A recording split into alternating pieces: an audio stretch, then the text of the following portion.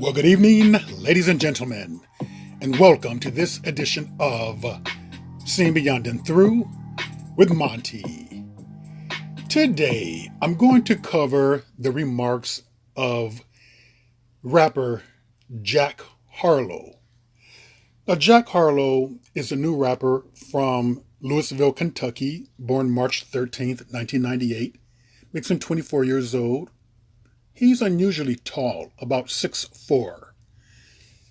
But Jack has made some comments lately that has rubbed some people the wrong way and maybe excited some women, some black women.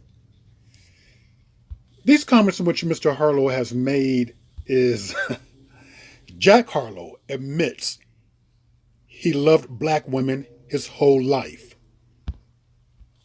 You don't say. Okay, Jack Harlow credits black women, I guess, with being one of the main contributors as to why he's successful. Now, before I go on, I want to contextualize this because what I'm going to prove is that it's not so much that he loves black women, but he is loving what they are doing for him. And that's two different things. And we're going to look into that. I want you to take a look at this right here. Jack says, they'll never have to worry about not being, credited by me. Harlow said, I mean, I look out at my shows and I see them. It's one thing when you see the memes and you hear people talking about it. But it's another when you travel the country and you see them all over the place. I love black women. I've loved black women my whole life. So from right there, that speaks volumes.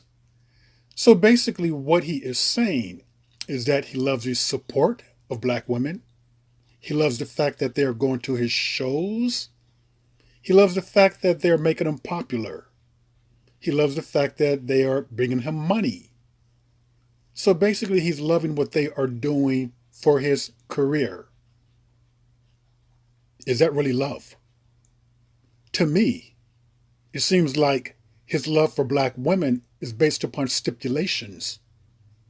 If they were not doing any of this stuff, going to his shows, supporting him, will he still love them? I think people need to be very careful about these men, white men, who make this proclamation. Because a lot of times it's nothing but pandering. And it's not coming from a sincere place. Once again, it's all about here. It seems to be what they are doing for him. And many a times, unbeknownst to some black women, when white men make this proclamation, it can come from an inferiority place that they feel with black men. Yes, he can feel inferior. So what he is in effect saying is that I want black women to love me, like me, accept me the way in which they do their black men. So people need to kind of look deeper and don't hand clap just because someone gave you a compliment or thrown something your way. Here he is, a big ass grown man, 6 feet tall, able to walk. But yet you have two black men, your so-called bodyguards, carrying you over mud because you don't want to get your shoes dirty. Is this in effect kind of emasculating black men? Making them look bad? Slavery's over. Really. If you would love black women, then I would think that you would love black men also. It kind of goes hand in hand. So this type of pandering from these culture vultures, I don't buy it at all.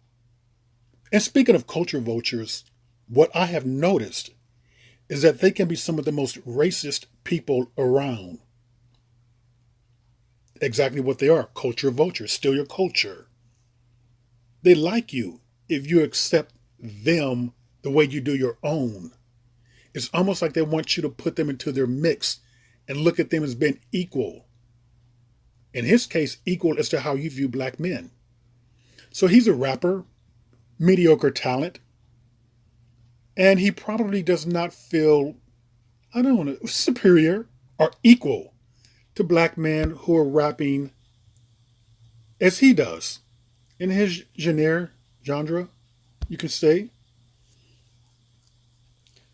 So this pandering right here, it could be coming from his managers who are advising him to say this. But it's going to be interesting as he gets more popular and his audience start to switch over to being white. Let's see what he says about black women then, because it's bound to happen.